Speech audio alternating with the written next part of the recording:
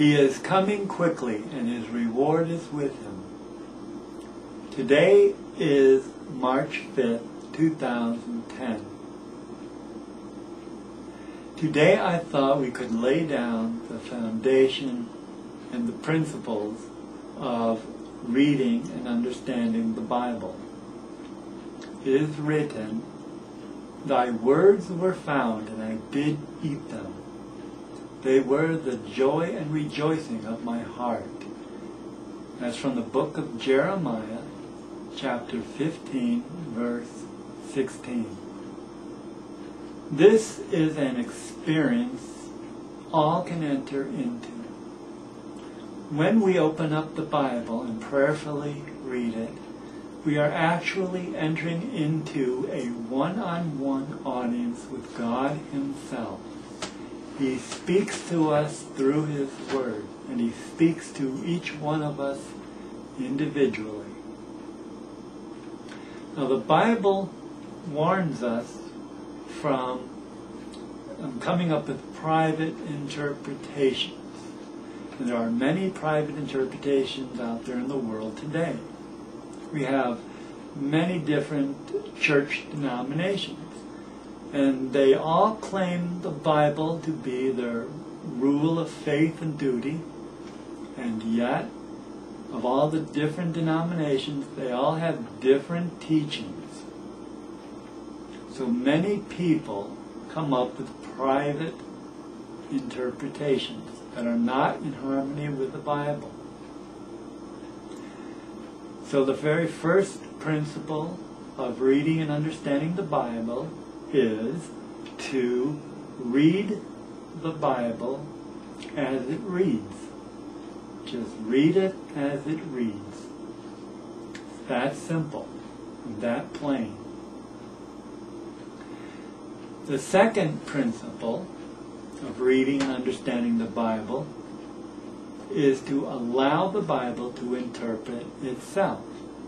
Always allow the Bible to interpret itself. For example, in the book of Genesis, we see a serpent in a tree tempting Eve to eat from the tree a piece of fruit. And Eve yields to the temptation. She eats the fruit. She gives it to her husband Adam. He eats the fruit. And thus is the fall of man and the beginning of all these woes. Now, who is the serpent? Well, if we allow the Bible to interpret itself, if we allow the Bible to tell us who the serpent is, we find all the way in the book of Revelation that the serpent of old is identified as Satan or Lucifer, the devil. So, allowing the Bible to interpret itself, we know that the serpent in the Genesis chapter 3 is actually, or was actually, Satan himself, disguised as a serpent. Another example of allowing the Bible to interpret itself is in the book of Revelation chapter 13. We see this beast coming up out of the sands of the sea. Coming up out of the sea. And it's a horrible looking beast, and he does some terrible and horrible things. And so we want to know, well, who is this beast? Well, when we turn to the book of Daniel, we learn that a beast is actually a kingdom or a nation. So, we're allowing the Bible to interpret itself and allowing it to interpret the beast in Revelation chapter 13. That this power that comes up out of the sea is a nation or a kingdom. And these are just a couple of examples. But we're allowing the Bible to interpret itself, and we go back and forth, allowing the Bible to be its own expositor. Now, to be able to do this, we would need a concordance. The Strong's Exhaustive Concordance is, I believe, the best concordance available. It's for the King James Version Bible, and it has every word in there. So if you want to look up the word beast, for example, you'll look up in the concordance, and it'll tell you everywhere the word beast appears in all the Bible, from the Old Testament all the way to the New Testament. And also, in the concordance, there is a Greek dictionary and a Hebrew dictionary. The Old Testament was written in Hebrew, and the New Testament was written in Greek. So we can look into the Hebrew and the Greek dictionaries, and we can see the actual origin of the word that's interpreted or translated in English, in the English version of the King James Bible, to see whether does it really mean what the translators wrote down in English.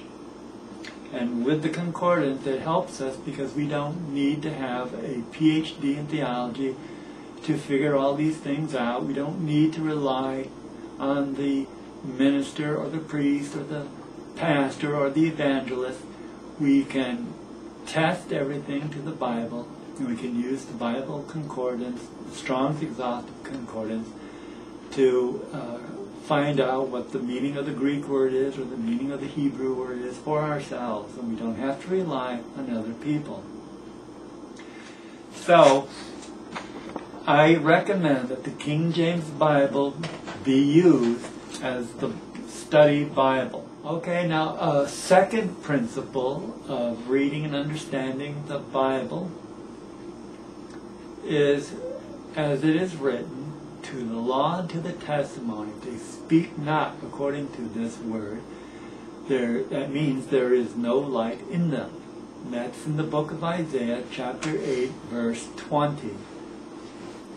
To the law and to the testimony, test everything to the Bible. The law and the testimony is the Bible. It's everything from the book of Genesis to the book of Revelation. The law, it's the law of God, the Ten Commandments. And the law of God is embodied in the Bible. All those principles. There are 10 precepts, easy to remember, but they're very broad in principles. And those broad principles are revealed throughout the whole Bible. And Jesus himself, when he came, he lived the 10 Commandments. So he was the human embodiment of living those 10 Commandments. So in summary, the 3 principles are: 1, read the Bible as it is written.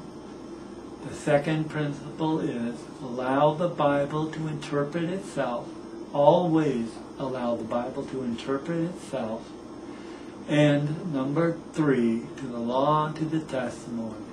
If they speak not according to this word, there is no light in the Bible. It is the standard. So, that's all for now. He is coming quickly, and he's coming quickly, and his reward is with him. So get ready and be ready.